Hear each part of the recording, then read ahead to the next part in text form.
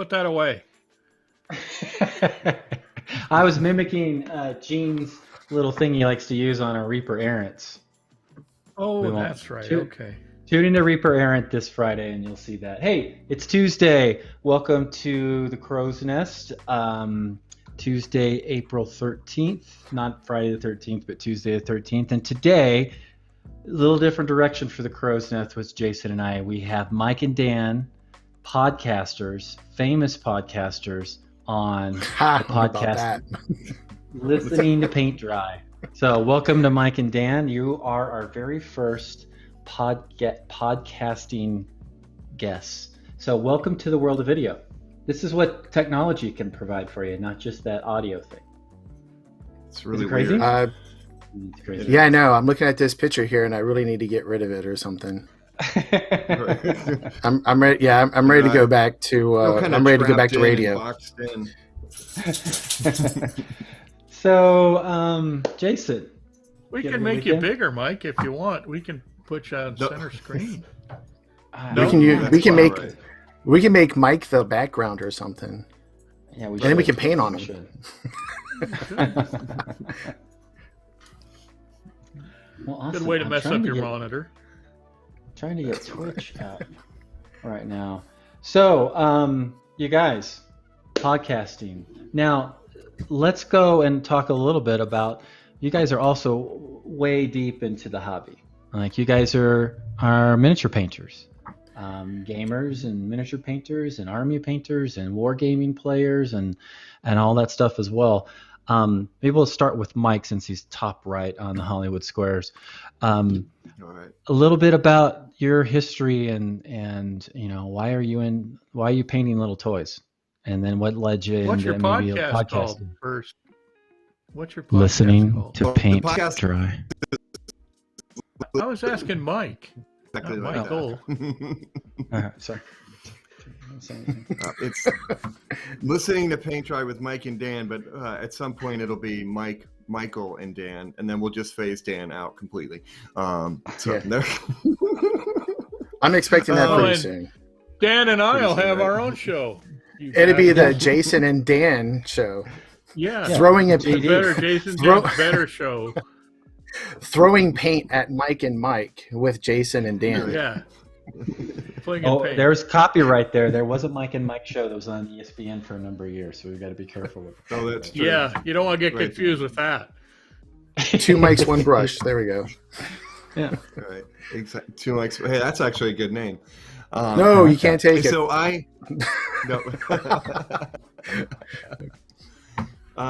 my origin story. I guess back in the 80s, late 80s, early 90s, my brother was really into Dungeons and Dragons, and I kind of never really got into it.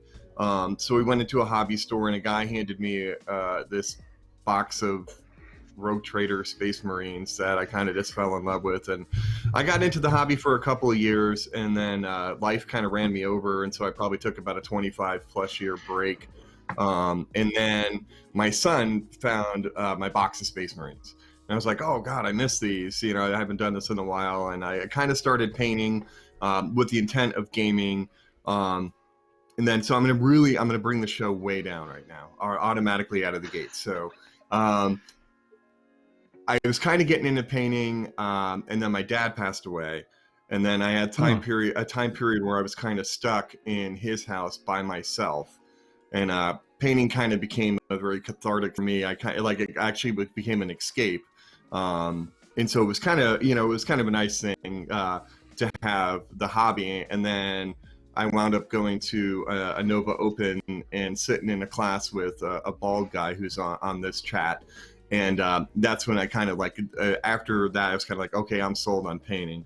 I wish I was more of a gamer, but I'm not. Yeah, gaming requires time, and my evenings really don't end until like 11 o'clock when I pick up a paintbrush. So, but that's kind of the short version of my hobby origin story. Wow, Dan. So actually, Mike and I's trajectory is pretty much the same. So late '80s, early '90s, I had some friends who, well, actually, I kind of started with Civil War miniatures, playing really, really old school way back then, and I had a friend in high school who liked BattleTech of all things. So he got me into that, and he wasn't much of a painter. And so I was like, hey, these look a little better if they're not silver. Let's put some colors on them. So that's kind of how I started. But it was the gaming part. I really, really enjoyed BattleTech. I still enjoy it. Callus has done a very good job recently with the reintroduction of BattleTech into our world. So let's see, we go a couple years. I still painted figures at this point because I still did the Civil War thing for a while. I didn't have anybody in college to play BattleTech with. And then, as Mike said, life happened, and I had a wife and thinking about kids, and I tripped in front of a games workshop, and before I knew it, I was running one. So oh wow. So that's my secret superpower is I actually was one of the lucky few who got to work for the evil empire and survive. So was where in the 2000. employee handbook, on what page of the employee handbook do they say when the customer walks in, hey, what faction do you play? We didn't have it back then. It was usually just grab them and then say, you will try this cool game out. And then they're much more organized nowadays than we were back then.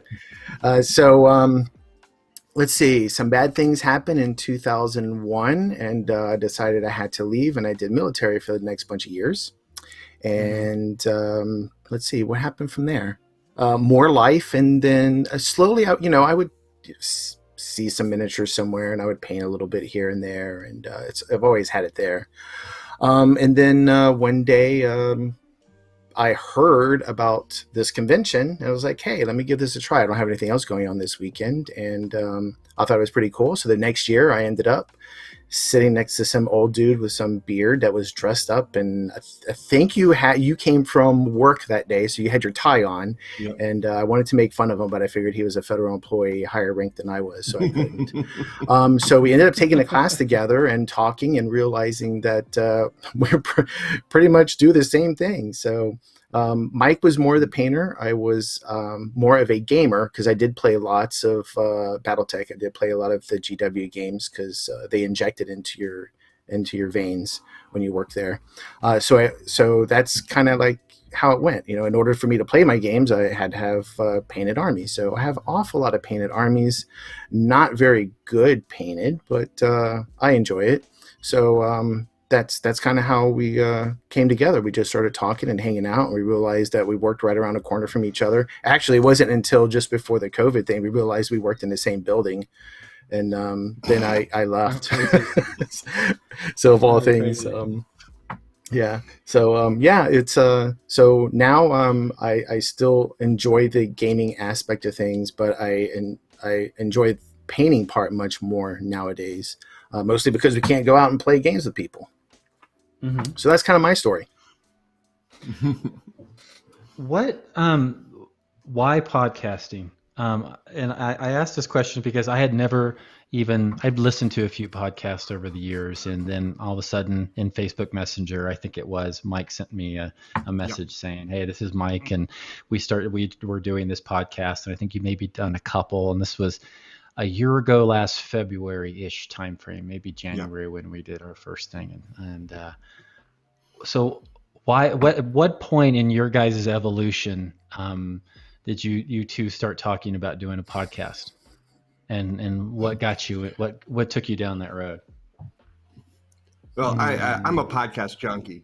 I mean, that's probably the biggest part of it is I listen to them all day long. I'm a huge fan of horror fiction, and if you haven't tapped into the horror fiction side of podcasting, you don't know what you're missing. There's so many amazing things out there, and it's really kind of funny because I I started bugging Dan about this about a year before it actually came out, and I think Dan didn't actually believe that we were actually going to do it. And then we had a first episode in the can, ready to go. Not really, because that first episode's pretty rough. God bless. Didn't we redo that one? But we recorded that like 20 times, but the final one was, we just kept doing it. Yeah, we kept doing the same one over and over, and then finally I just had to put it out, and Dan was like, "Wait, you actually did it?" Like, yeah, actually, we're live now. We've got a thing going on. But I was looking for something to listen to that was hobby related, and there are a lot of dedicated just to the painting side to it. That's really what I was looking for. I wanted to listen to something while I painted, and listen to artists. Hear their thoughts and such along those lines, because I can't paint and watch TV or like watch videos on YouTube and paint. I can only like listen to stuff. So otherwise, that once the TV's on, the brush stops moving. So bright shiny object gets in the way. But so yeah, I convinced Dan to join along with me in this. This really kind of stupid adventure that we started. Worst decision Yep, ever. it's definitely a stupid one. Thanks, Mike. Yeah. So, along with Mike was saying, I mean, we did think about it, and we talked an awful lot about, like, really, what do we want to do? What do we want to get out of this? What is our, there is no end goal, but, if you look up gaming, you're going to find too many to count podcasts that are out there, and hey, a lot of them are really good and actually fairly awesome. They have great stories. They talk about lore. They talk about strategies, all that stuff. But for regular people that really just like the painting part, there's not a whole lot out there, and this is just a little bit of that little niche that a little part of the universe that we could to add to. So. And if you're, if you're watching Michael paint, it's, I can't paint while he's painting. I'm just going to stare at what he's doing because he's doing such a great job right now. So I wouldn't get any painting done. And I really believe in the 90-10 philosophy that, you have to practice and paint, and then do the research on things that you don't know about. And we do discuss that quite a bit. And if we can listen to someone instead of watching them, if someone happens to be a painter like myself, or probably even like Mike, they would understand that and say, yeah, that makes some more sense. And hey, if I don't have any people to talk about or listen with painting, then hey, I'm gonna listen to something horror. I really enjoy like storytelling. I enjoy true crime, like most people out there do. That's the big fun stuff right now. In stock market, if you want to play the stock market and lose money, like, if we have lots of money to throw away since we're federal employees, we just throw it out there and just waste it. Making it rain, right? Yeah. So you got some good inside lines, do you? No, yeah. Oh yeah. If you want to lose money, I will give you a list of companies and stocks to purchase that you will lose your money. It's very quickly. So you probably won't have to pay taxes on it either. Moonglum Minis asks, came in late. What's the name of the podcast? So what's the name of your guys' podcast? Listening to Paint Dry with Mike and Dan. Yeah, and it's you a podcast have about the art and hobby and features. Right, and what's your motto? What's your motto? Yeah, share everybody with the motto for the podcast. The real one, or the one we tell everybody? No. Let's do the one that you tell everybody. The one we're allowed to talk about, Mike. Yeah. Right. It's Better, Braver, Happier, and our goal is to, as Dan and I try to become better, braver, and happier painters, we hope that we can bring some people along with us. Okay. The real one, though, the one that Dan and I know, and I believe we told you last time we talked, Mike, is we suck at painting, so you don't have to. That's kind of our. I really like that one. But the better, bigger, braver, happy. That's really nice. You guys have had some killer guests on, and I'm not including myself in the least. I mean, you've had some big time European painters on, American painters on, and friends of and just people in the industry. Talk a little bit about you. You just cold called these folks. maybe you took a class with some of them, but did you just reach out cold call some of these guys? It's about 50-50. Like you were definitely a cold call.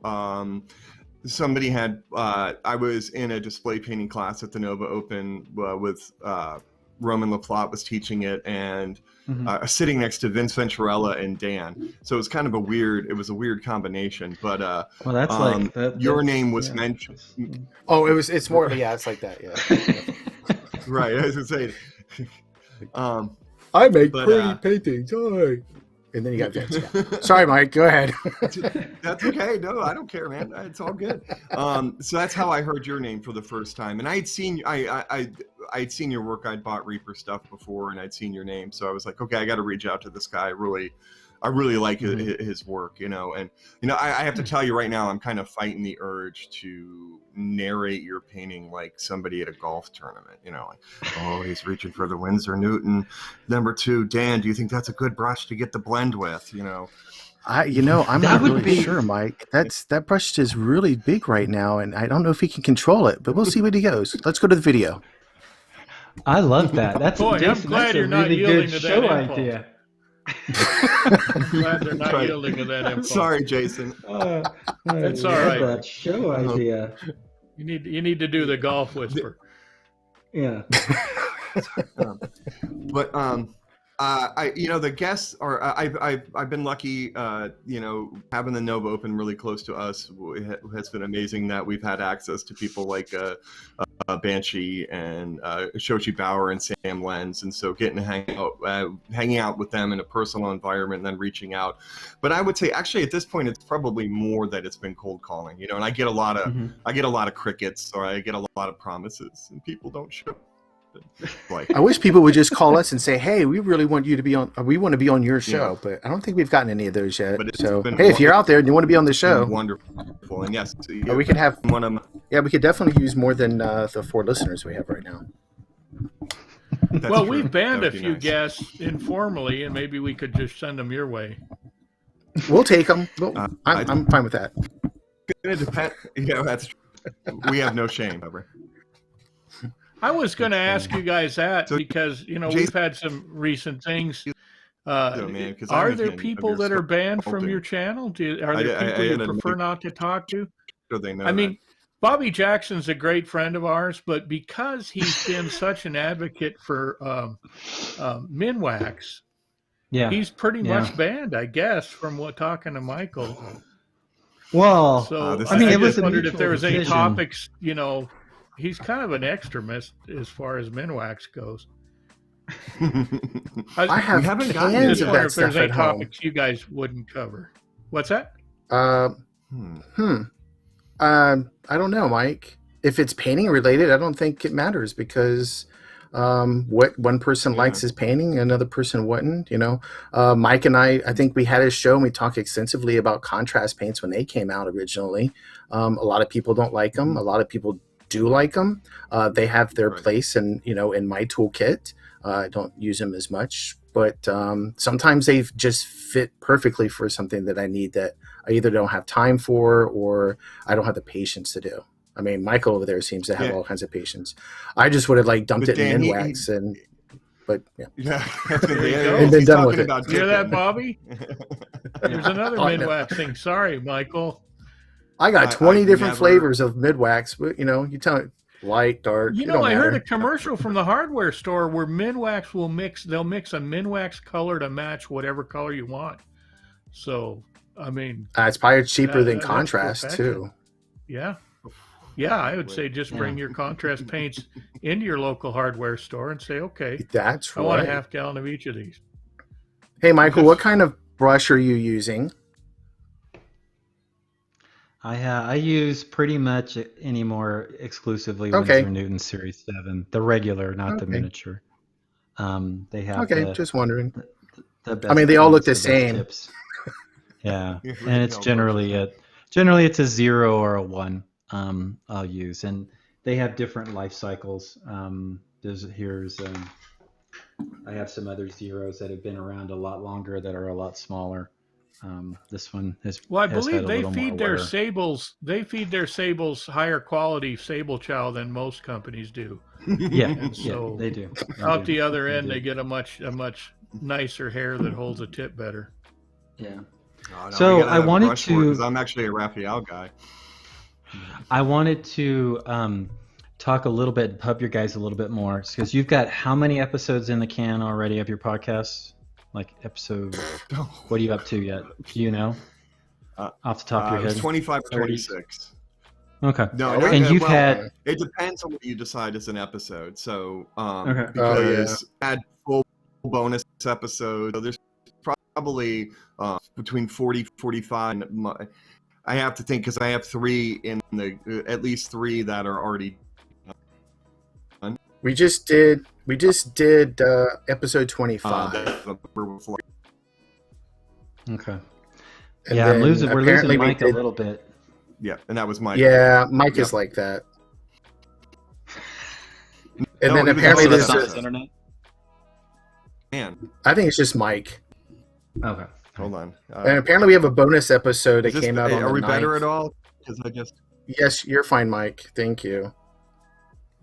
The Clever Crow returns. Apparently we get an episode with that one too. Yeah. Yeah, we had a little bit. We had to do the second Clever Crow episode twice because the first time. Yeah, that was heartbreaking. Thanks, Mike. Yeah. Yeah. Wow, so we're going to start throwing people under the bus. All right, that's on now. Okay. All right. Where I was going with the questions, I wanted you guys to kind of self-promote and go down the list of your guests, and because these episodes are out there for people to listen to, and I really want to steer as many people as we can to your podcast because they are entertaining. You guys do ask some really good questions. Yeah, and after you've had that, Alfonso give us a list of your viewers. Let's see. We had 3 emails, so I think that's where most of our viewers came from, and or listeners. Right. We don't have any viewers. Your mom. Just so everybody knows here, Dan is. Oh, my wife laughed at me forever. So Dan is not one of our listeners. He has no idea what happens when he records with me. But I'm just kidding. So I think I guess we can do chronological, like to a degree. I have a list if you want me to. Okay. Go ahead. If you want to read a list, go right ahead. No, you already started. Go ahead. You already started with Soshi. We're not going to do the back and forth thing because that's just too confusing for me. Right. Yeah. We had Shoshi Bauer. She was our first guest. And we had Uncle Adam from Tabletop Minions, who's actually our only in-person interview. And then I believe there's this Proctor guy. I don't know who that guy is. Yeah. That guy, Sam Lenz. We've had Jason Craze from Slow Fuse Gaming, or I guess it's Monument Hobbies now. Caleb and Kat from CK Studios. Blank. Dave Taylor from Heavy Metal. Lynn Stahl. John McAvoy. We had Joe White. Weekend? Mike, what's wrong with your system? I don't know. Can you hear me? Yeah. Maybe disconnect and reboot and call in. Try that. Yeah. Okay. Just get off, Mike. Leave. Jump off and jump back on. All right. I'll be right back. Cool. Okay. I'm watching on just in case. In there. Hold on. Okay. While Mike is trying to restart and everything, I can go through a couple more names. Sure. Matt DiPietro. Let's see. Kenny. Man, I can't remember. I'm Boucher, the Next Level Painting guy. He's got some cool stuff. Vincent Vitrella. He's on Twitch, I think. Right? Kathy. Yes, he is. He does. Yeah, he does a lot of Twitch stuff. Kathy Wapple. MC. Let's see. I can't remember. Alistair Stewart. Oh, that's the Pseudopod podcast guys. Banshee, David Soper, Trevarian. So there's some of them. Trevarian, cool. Yeah, that's awesome. Yeah. That's awesome. Now, Jason and I do extensive pre-show research. We have multiple calls ahead of time where we're planning out our questions, and we're like, well, maybe you asked this question, or here's some good ideas. So how do you guys game plan your questions prior to doing these interviews? Well, Justin prepares us a huge brief too before every show. So he does. We have a volume of material at our fingertips to talk about. Yeah. That's what Mike does for us. Mike does all the work, and I just listen to him, and then I throw a couple comments out, and then I go to bed and celebrate. Yeah, that's really the way we do that. We're both in that vein. We just both throw a couple comments out. We let Justin do most of the research. Mike is the smart one, so I just let him do it all. Wow. Please. I do some research, but Dan's the face, I'm the brains. I don't know about that. But I do some research. It depends. It's backfired on me in the past. I've gotten too deep into specific questions because of over-researching. So I have kind of a template for type of questions that I like to ask, and then I will do some research and throw some stuff out there. And fortunate for the world of editing and not doing a live show, go back and make it seem seamless when I do guest is like, what is this guy asking? So that's why I got that beautiful delete function, But I think your internet's working a tiny bit better, but you still got a little cut-ups there a little bit. Is there an evolution to your interview style? I know that as this show has kind of progressed, especially with throwing Jason in and us working together, I felt I struggled really. There was a lot of difficulties in getting a flow of asking questions or setting things up and following up with other questions. Has there been a maturation learning process for you? I caused all the trouble. Too? Listen to this guy. I caused all the trouble, throwing me in, threw him off his game, like he had a game before I got here. Definitely. There's been a change. And having you on as a repeat guest, actually, that's just another. Hey, Dan, can you answer that question? Every time Mike talks, everything slows down. Let's see. I wasn't listening, so I don't know what the question was. Oh, I'm sorry. I'm just kidding. We progress. Mike does most of the interviews because I'm not available, or I just have one of those days at work where I'm just like, being a federal employee sucks. But we had a long list of questions before, and we were very, very strict on asking particular questions, and we would follow a script very strictly. But as time has gone on, it's more of just like, let's just ask about this general area. And we've noticed really quick, probably within the first 3 or 4 interviews, that it goes off kilter pretty quick. So if you spend all this time to come up with 10 questions or 20 questions, by the 3rd question, they've already allowed or have started to answer some of the questions you were going to answer, and you just allow the conversation to happen naturally. And that's been pretty cool, because we just go in all kinds of different areas, and we don't, we talk about painting to a point, but since it's a podcast, we're not going to say, hey, you know what? I noticed you're painting non-metal metallic gold right now. What colors are you using? It doesn't work when you're online. So we're not constrained or contained into that. We can ask like, hey, so, what kind of car do you drive? Or, hey, what was what was the last movie you saw? We can spread things out a little bit and not just focus right on the painting thing, even though that's fun. That's what we really want people to talk about. But it just happens naturally, and I think I'm not going to say it was a light bulb, but it didn't take very long, and it was pretty cool to see how it happens and how we allow it to work now. Because there are certain things we want to ask, but we allow the conversation just to go on its own. All right, we have Mike back in a different setting. Yes, Uh-oh. I am right next to the router. Hopefully, if awesome. I'm going to cry if it's not more than one work. I'm going to cry too, Mike. Now, Mike, tell me about, since you do a lot of the post-production work, And the interview shows are, I think I just look at mine. We're probably an hour and a half or so, and ends up being maybe 2. I don't know how long we spent together, but what is that editing process? Because the reason I think Jason and I do these live shows is because we just want to show up, get our check, talk for an hour plus, and then be done. Right? Jason makes a poster, which is awesome. But you guys get checks? Wow. Yeah, we don't get checks. Well, Michael gets my check apparently. I guess that's how that works. I send my check to Mike. Yeah. In post-production, it all depends. I use Audacity because it's the right price, which is free. Sure.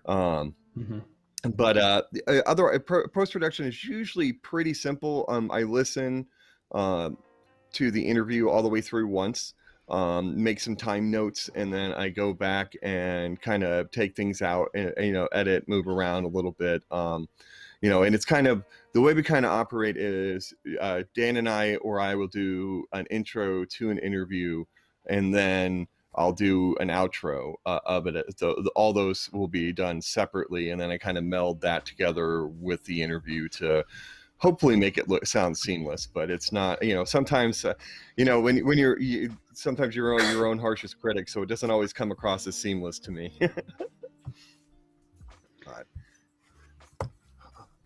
Well, I prefer and I'm not the involved more at all freewheeling. Because I suck at it. Yeah, I prefer the more freewheeling format that we've got here. Mostly due to time constraints. Michael has a real job out in the real world, and of course my job, even though it's part of our hobby, our collective hobby, is still a job, and it takes up quite a bit of time. So it's kind of nice to be able to take a break from that and come in and sit and talk to people for an hour and a half, and that's a highlight of my week for sure. You guys just did an anniversary show a few episodes ago. For those that haven't listened to that, what maybe are a couple of things looking back over your first year's worth of shows that you're maybe your major takeaways, your major highlights? If they were going to remember the Happy Days would do those specials where they would go back in time and they would show little clips and everything. What's your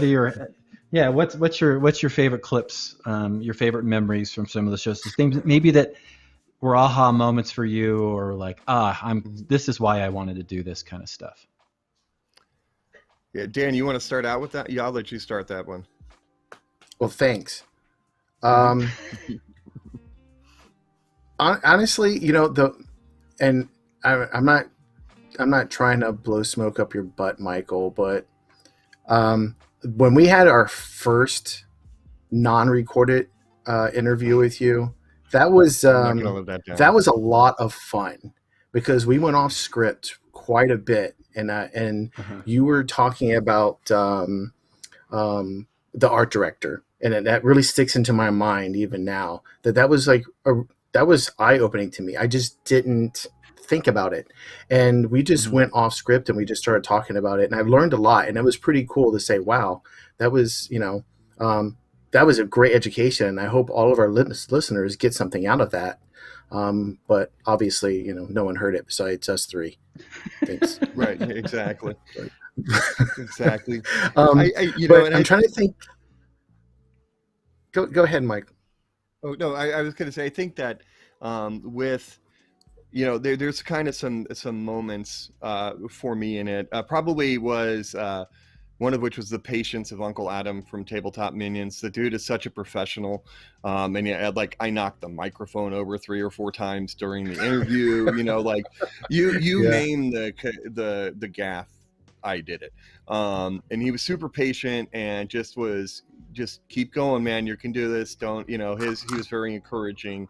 I think another one was like in the podcast we talk, that anniversary show we talk about how to take a class, and your advice, Michael, on how to take a class. And then that kind of, to me, correlated to things that Banshee said about years down the road. You may go, aha, that's what this guy was trying to teach me in the class, but you didn't necessarily get it right then, etc. So I think kind of most of mine come around like the process of learning how to paint better, and just also the one thing that all of you amazing artists that have been on our show have is we all sucked at one point. We all get better with practice and work, and never lose the love of the hobby at the same time. And so it's kind of it's encouraging to everybody, including Dan and our 4 listeners. So yeah. And we hear people on the other line, or you might see like, wow, Matt or Sam Linds or these big name people, and it really when you meet them in person, you realize immediately they're just normal, cool, down to earth people. And when you hear them online all the time, you're like, wow, you know what, I'd really like to meet them, I wonder how they are. But you just realize that, hey, you know what, we're all just hobbyists and we love to paint, and they're not untouchables. They love to talk about the hobby just as much as we do. They're a little bit more experienced, and they know how to share a little bit better than a few of us do. But they're just normal, down-to-earth folks. And when they sometimes they hear like good things and like, hey, we think you're a great painter and things. When we did CK Studios, gosh, that was over a year ago.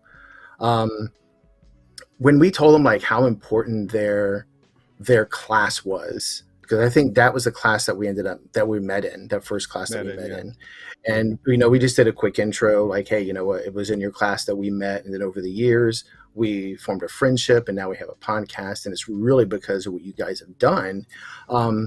They were like, not just surprised, but I think it truly did mean something to them that they've had an impact, not just like, hey, this is how you airbrush, a goblin, or this is how you airbrush a tank, but they're having an impact with real people. And you don't get to see that. You hear people online, you see people doing their videos on YouTube or something, or whatever we're on right now. Someone's painting something. I don't know what that thing is that guy's painting right now. Oh, that's Michael. Sorry. That blue guy. Yeah. So, but they're just normal people, and they enjoy sharing, and they're more than just that, and they're super approachable and everything. So, and I think that's something that I've learned, because I think the first person that I ever, actually, I'm not going to share the whole story, but Vince Ventriller was the first artist that I ever ran into, and I fanboyed pretty hard in front of him, and I hope he doesn't remember, because it was pretty damn embarrassing. But I know that I can have a class with him. I can talk to him about, whatever, he probably doesn't remember me, but, from all the thousands of people that he runs into. But he'll still sit and stop and listen to what you have to say, and give you advice on something if you run up to him and say, hey, here's my new figure, can I have some advice on it? And they're pretty cool about it. And it's not the, oh, okay, I'll give you some advice. It's cool. I enjoy this. This is part of my job. I dig this a lot. And I think that's part of what the podcast is really has done for me on my end, and presented that kind of visibility. And Sam Lenz is a rock star in real life. Just, he is exactly like he's approachable and awesome, but that is Sam. Mm-hmm. For sure. Truly. But our next step, though, is we've got to get a certain sculptor by the name of Jason Levy on our show for sure. Sculptor? Well, we have to get a sculptor on the show. Get in touch with my people, I guess. I don't make those kind of arrangements. I tried that with Proctor a few times, and he's never kind of passed on an email address. Let's just. I'm still, well, Jason expects a certain monetary compensation, so you and I are still working out the details there. So once we get that, we'll give you 50% of our royalties. It could be a tribute. It doesn't have to be compensation, right? Honorarium, maybe I prefer that. Yeah. So sure. Super special guest interview. Right. There you go. That's probably enough to lure me in, I think. But, the guest to end all guests. There we go. Yeah, I think that's a little overblown. I mean, good Lord. We've had I you're mentioning a lot of names I know, but that haven't been our guests yet. So I hope you don't mind if we snipe a couple of those. Yeah, we're going to have to. Absolutely. Yeah. Really, the whole process of what we're doing is Dan and I we have regular jobs. This is a hobby within a hobby, and our whole goal, maybe it's somewhat selfish, just to meet and talk with cool people that are good painters, sculptors, writers, whatever, and just hang out. We have no plans to get rich this way, no sponsors or anything. And so, yeah, that's probably good from our experience. The money's not really rolling in, so. Hey, it's not like we won't take any sponsors or swag or anything like that if any companies are offering anything. But even used stuff or stuff you're going to throw away, we'll take any of it. Yeah. All right. Well, we're in basement. I'll send some boxes your way. Orders. Yeah.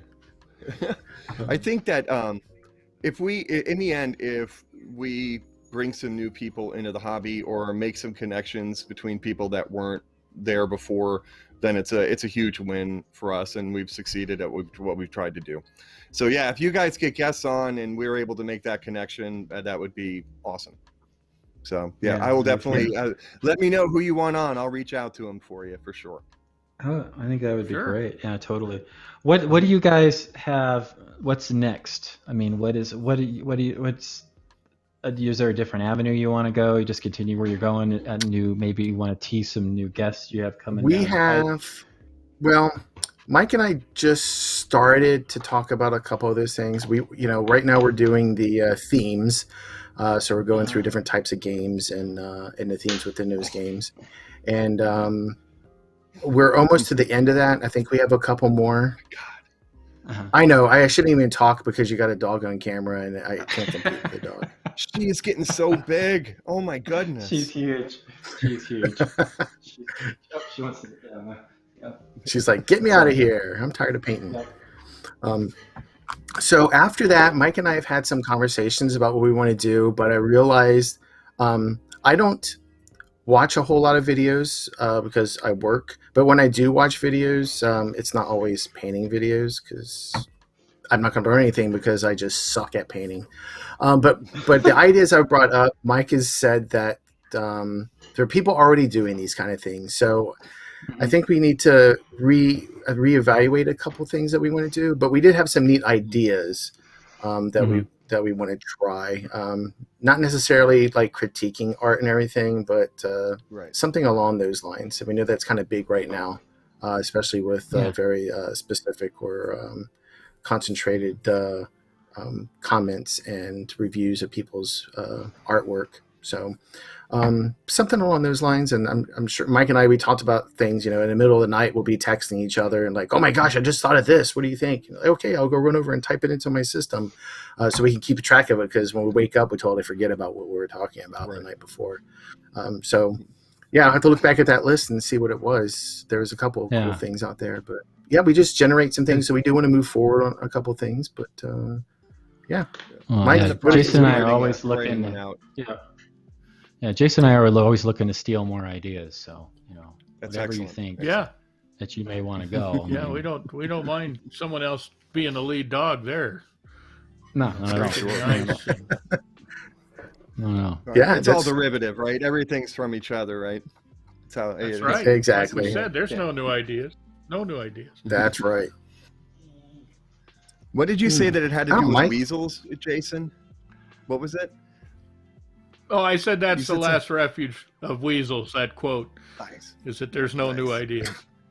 As soon as you see someone ripping you off, that's what they'll tell you. Well, there's no new ideas. It's like, okay, there's no ideas. That should be a T-shirt. Right. Should be. Maybe some art. Yeah. Yeah. Or at least it's got to be a store. I see a diorama coming out of Jason's sculpting as called The Last Refuge of Weasels. That would be awesome. There you go. That would be. I like that. And Mike will paint it for you. We'll add it to our list, our growing list of miniatures. Right now we have 2, I think, for the show. Nice. The Refuge of the Weasel. But So yeah, I since we're here, I have to ask some questions myself. It's like I'm not used to being asked questions, so Right. I want All to kind right. Okay. of. I want to We take an figured opportunity. you went into defensive mode here pretty quick, so fire Yeah, away. I lasted as long as I could. It was bad. When the intro was playing, I had to stop myself from going into robot mode of doing our intro, because I've done it so many times that my family mocks me with it. But so Jason, one of the things I've always wondered with sculptors is that you get some absolutely beautiful artwork from someone like an Izzy Talon, and then that's given you, and then you take it from 2-dimensional to 3-dimensional. And I'm wondering, is there a lasting effect on your sculpting from working with artists? Like, do you see your sculpting evolving because of the artwork that you're given? Oh, certainly. I actually think it's at least a two-way street. Our sculpting also influences our concept artists. And the more we work with a concept artist, the more it becomes a more symbiotic relationship, I'd say. It's for someone as talented as Izzy. I guess one of the things that makes Izzy so great on miniature concepts is that she's actually pulled miniatures out of a mold. She knows how to look at a miniature, to see it in the round, to represent it in the round, so that the clues are there for us to follow, rather than just a flat piece of artwork. So, I think the concept artist does wind up weaving into the fabric of your sculpting, and probably carried through onto sculpting for other concept artists or other companies. I think it all becomes just one ball of energy that you're sculpting with. Now, what is your favorite piece that you've sculpted that Proctor has painted? Oh, yeah. Jeez, Mike. It's hard. That's a tough one because he's done he's painted a lot of my favorite miniatures. And there's two probably that stand out. I did an orangutan emissary bust just on my own that he painted, and I actually own that piece. Don't look on your shelf. I took it last time I was down. I own that piece. I'd say the sea giant that he finished not too long ago that was in bones. There we go. Beautiful. Those two pieces stand out in my head, but there really are a lot. I don't know that I've ever been disappointed in a Michael Proctor paint job on my miniatures. And I mean that sincerely, because on the other hand, I very rarely am disappointed when I see paint on a miniature, especially one of my miniatures. I mean, that's the culmination of what I do, right? It's a culmination of what I do, that someone has bothered to take that piece and then add their own labor and their own passion into it. And that's like an ultimate compliment. But as far as Michael Proctor specific stuff, the list is really long. Those two I mentioned are just two of many. And there's a few that are coming up that I think I've previewed to him that I'm anxious to see what's going to happen with those. Yeah, that's kind of the neat thing, Michael, to work with. Yeah, go ahead. There's some purple there that's in the camera that looks like it's not been touched yet, sir. What's going on? It's right here. No, he's used it in the center of the shield emblem. Yeah, it's right there. See, it must have been when I was glitching out. You podcasters, you have to learn how to pay attention to the visual clues, right? Yeah. One thing you don't know is the background actually is Michael painting. He only fakes it in the little live up there in the corner. He's only faking that part. The background he painted about an hour ago, and Justin just puts it in through the magic of television. Nice. Very cool. We got to figure something. It's kind of like playing music in the background of a podcast. So, you get rid of all that background noise, et cetera, for sure. Well, thank you for letting me ask some questions on your show. I appreciate it. Oh, no. I wanted to add to that. We got some time. Yeah. Oh, yeah, we got time. But I wanted to give my retort back to Jason's answers. He's been awesome in asking me to paint a lot of things over the years, and I've got to paint a lot of his stuff, and it's been a blast. And you feel like when you end up painting stuff for people that you know and get to know really well, you feel like you get to know them a little bit better. I know Jason a lot of times by his sculpts, and I get to see a little bit more of his personality. But the very first piece, and this is my first ReaperCon when I won my first gold Sophie, was a Jason Wiebe piece. It was The Spirit of the Forest. It was 2008.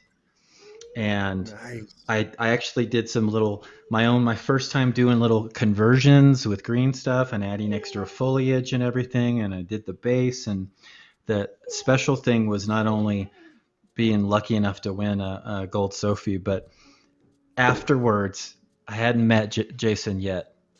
First time con. It's my moment of going to meet a celebrity in my eyes for the first time, and I had the piece in my hand, and I think Jason, you were standing next to Trey, and you two were just sitting there talking, and I came up to you and said, "What do you think?"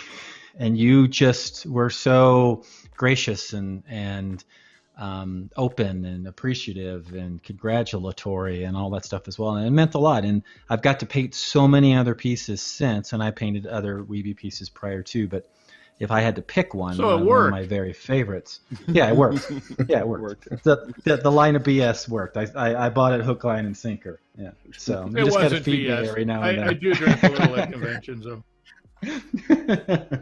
But yeah, that was one of the things that just made me. Your question made me remember that memory popped up in my head when you asked that. Which is cool. You have a first-time ReaperCon goer here. Oh, sorry. Yep. You guys have a first-time ReaperCon goer here. Super excited that I got my ticket and everything. So, right. I mean, what can I expect? Is this going to be like when the first time I went into Las Vegas and see slot machines in the airport and I was like, oh my God, I hit Toontown. Is that what it's going to be like? Or Absolutely. It's a different kind of convention than I think you've probably been to. Every convention has its own flavor. ReaperCon is, to me, it's I don't want to say homier. It's a more comfortable convention for me. I think people are at ease. I think you'll have a good time. It's a little more laid back than some cons are. Now this one might be different because we've got a year of pent up energy from missing a couple in-person cons, but I would recommend ReaperCon to experienced convention goers and to new convention goers both. Yeah, no, I mean, all joking aside, it's my favorite con for a number of reasons, and not just of our affiliations with Reaper, but it's the one that I look forward to the very most. The one it's like, oh yeah, thank God this is coming around. This is a lot of fun. And it's that family, homey kind of feel, and it's in one big convention space, in one big room, and there's branch off for classes and what have you, but everybody ends up back in the main room, and it's seeing friends that you haven't seen, and this time it'll be in 2 years that you haven't seen face to face. And like Jason said, it's very chill and very relaxed and very accommodating and inclusive. I guess that's the word I was struggling to find. It's very welcoming, right? That too. Well, and a lot of talented people show up. I mean, not just the guests, not just the staff artists, but a lot of the attendees are just incredibly talented, incredibly nice people. So you'll find that almost everybody there is very approachable, which is nice. I've been to some cons where there were 40,000 people. You're lucky to get to see 3 or 4 on your top list. Well, this is pretty concentrated. You'll see a lot of people and look at a lot of work that is just going to knock your socks off. Yeah, pace yourself. So the last ReaperCon. No, go ahead, Mike. No, you had. Oh, no, I was just saying the last ReaperCon had over. Yeah. I'm glitching again, ain't I? No, you're good. No. You're not. That's me. Okay. I thought I was glitching. I'm sorry. Just keep going forward. That's all you can do. Plow through. Had only had more than 1,000. Not only more than 1,000 entries. Are you guys thinking it's going to be larger this time? Wow. Yeah, we're preparing for that to happen. Right now, the number of tickets or attendees is limited to 1,000 right now per current guidelines. But as the summer goes on and it being in Texas, it's going to lax up. It's going to be open. I don't think it's going to be something where people, if they really want to come, can't get in. Yeah, but we had over 1,000 entries, and we've had, now this will be 2 years for people to have painted things and enter them. So I think this year is going to be a super hardcore, competitive environment for the painting competition. So if you're aiming, now with that being said, we do this thing called the MSP Open, where it's gold, silver, and bronze, and you're only competing against yourself, and you're competing at your level. So if someone else gets a gold, that doesn't keep you from getting a gold or silver or bronze or whatever. So that is out there, and Reaper better be casting a lot of medals this year because there's going to be a lot of entries. So I'm super looking forward to it. But yeah, it's going to be interesting, and I know we're working on some more manufacturers awards this year. I mean, we're going to have the Sophies again this year, and I think there's still a lot of things yet to be determined. But I'm stoked that it's gonna happen. I'm not saying that it might happen. I think it's a definite. Don't you think, Jason? Yeah, the Reaper staff is still very aware of the various situations that are occurring, and that hopefully will be better by then.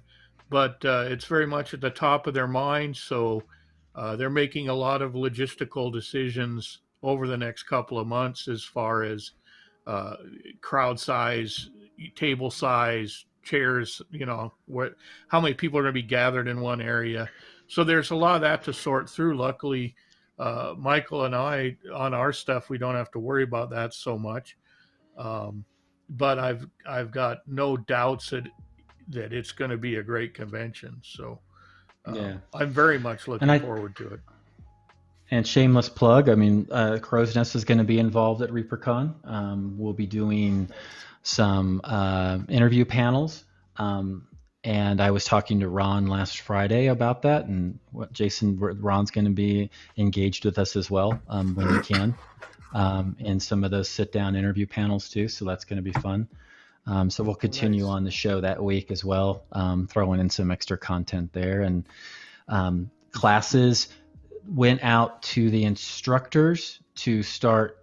The general public haven't seen that yet, but the folks that have been the teachers over the years got the email alerts. And I like that. And I only say that from the fact of that shows that we are truly underway in my mind. Yeah. And I've got to go in and fill out that I'm going to started. So that's like, oh crap, I better start thinking about this and start getting my head in the game about what's going to happen. So it's exciting. It's going to be a lot of fun.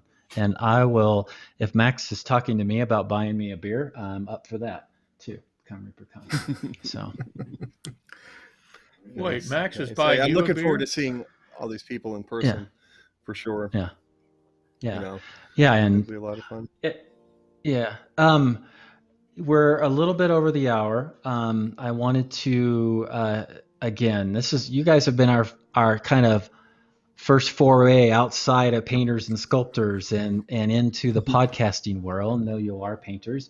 I want to really push not the 2 episodes that they threw me into, but all these other podcasts that they've done are really entertaining. They have some really good questions, and you get to hear even more in depth interviews from folks. Where can we find your podcasts? Yeah. Podcasts are hard to find. Say we want to listen to them. Say you close the sale here. Where do we go to look for them? I'm going to let Dan do that. That's his job on the podcast. Oh, jeez. You can find us with your favorite podcast. You can get us on Spotify. You can get us on Apple. Let's see. We're on, was it Google or Amazon? Or we're everywhere. Amazon. Wherever you get your podcast, you'll find us there. Just look for the goofy looking yellow symbol thing. And the neat thing is, if you've never listened to a podcast before but listened to audiobooks, just type our name in your search, listening to Paint Dry, and you'll find us. And we're under audiobooks as well. So we're all over the place, and we have the Instagram is listening to Paint Dry, and so is Facebook. Sadly, our Twitter handle's @drypainting. Thanks, Twitter. I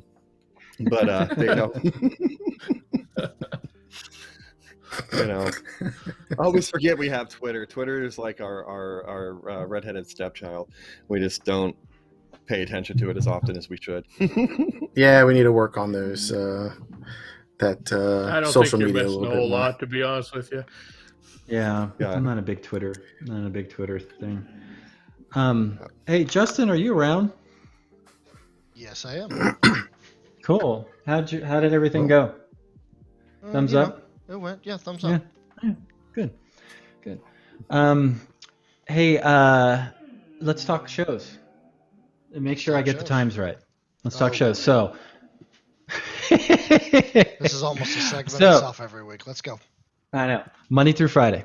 Ann Forrester, painting big. No, she is painting big. She is painting big. She's not always paints big things, but that's like I'm Clever Crow. She's painting big. I don't know where I'm going with that. We got to get him a script, Justin. We got to get him something just to read. All right. So 11:30 just Central. Walking into a vat of molasses. 11:30 Central, right? Monday through Friday. Yes. Perfect. Boom. And it's usually about an hour and a half, whatever and she's always painting something new, maybe a couple episodes in a row. And she was working on a wyvern. Wyvern? What's the best way to pronounce that, Jason? Yes. Well, whatever you want. I always say wyvern, but I've heard it say wyvern. Yeah. Okay. Yeah. All right. So that's what. I've never heard it say Monday wyvern, through. But that might be the plural.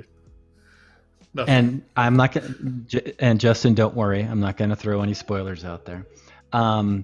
Tuesdays, of course, Anne. Then you guys know about this show. It's 5 p.m. Central. I got that down. I'm not too confused about that. Although I do have to send texts every week or so about what time are we supposed to be on. Wednesdays is Ann again. Same time. That doesn't change. And then it's Miniatures Den. Got that right this time. And it's with Luca. No second floor jokes, Jason. And that is I've never made one of those. That's always you. 2:30 Central. I'm not the Ricky Lee Jones fan. Is that 2:30 Central, Justin? For which one? for Miniatures Den. See, the thing is you run through this schedule so haphazardly. I'm not sure what show you're talking about at any given point. Miniatures Den is 2 p.m., not 2:30. Yeah. Well, it's on at 2:30. It is. It's just it's been on for half an hour. Yeah, you're not wrong. That is correct. We could just take that little calendar graphic and put it on at the end of the show. And Michael could read it. We could, absolutely. In fact, this is fun, but no. Well, I feel bad for the show notes for us. All right, Thursday in the show notes. Is Thursday's Ann, and then at 6 Central. At 6 Central is Reaper Live. Correct. Did I miss anything? Nope. Friday is Ann again, Reaper Land on their normal time, and then there's Reaper Errant, which is D&D, and that's the best show on Reaper. It's on this Reaper Friday, Twitch. By the way. It's on this Friday. This Friday. Correct. Hosted by Nightheart. Well, yeah, Nightheart Gaming. And one Friday a month, typically not consistently the same day, is Aaron Lovejoy's House of X, and that's typically on an off Friday from Reaper Errant. I was getting to that. And then on Saturdays, painting Platinum. She's on all day. What time does she start? All day. She starts at 8 a.m. and runs till 5 p.m. to when she finishes. Yes. Okay. Yeah. All day. Yeah. You can tune in early and there'll be something on, and then she'll come on. People don't get up before 3 o'clock on Saturdays anyway, so it might as well be 8 a.m. Right? That's perfect. Right. So I don't know, but that's it. That's my fumbling through. But I want to thank Mike and Dan for listening to Paint Dry. Everybody, please go check it out and give a listen to listening to Paint Dry, and you can listen and watch your paint dry while you're painting. Jason, do you have anything more you want to add? You guys have T-shirts or anything, or mugs, or something like that? Your logo's great. I wish we had a picture of your logo. Oh, almost. I sent Justin a picture. He's kind of failing there. He was supposed to show. Oh, We're slowly getting there. We're gonna start out with stickers, and then we'll. It's like a guy trapped in a paint jar, right, with paint pouring on it. A little robot. I thought that's right. Yeah. Or he's being bathed in blood, given your horror fascination. Yeah. There we go. You know, either works. I'm happy with either of those. Yeah. I used to coach the woman who did the logos for our son in soccer, and it's funny. I asked her to do our logo, and then it turns out that her dad actually paints tin soldiers. So this was all her, like, she came up with all of it on her own without really any guidance from Dan or I. I was like, holy moly, you know, we made a few little changes, but we were really surprised. But yep, that's the logo. That's nice. Thank you. Yeah, cool. I'd wear a T-shirt like that. Yeah, thanks. Yeah. Yes, absolutely. Cool. All right. We will have them by ReaperCon. We will have T-shirts. Perfect. Well, hook us up with the raid. You gotta have stickers by ReaperCon. You want to get stickers, so everybody can put them on their paint case. We're on that one. I'll put one on. Right. That's about it, though. All right. Awesome. Well, thanks again, guys. Time that I crank the music up and Proctor starts jamming out, and Bobby gets really angry. Yep. Sorry, Bobby. He couldn't find the other playlist. It wasn't my fault. Bobby was wondering if Mike and Dan had any suggestions for music, because he's in a conundrum. Right. I listen to a lot of 90s grunge music, heavy guitar grunge music.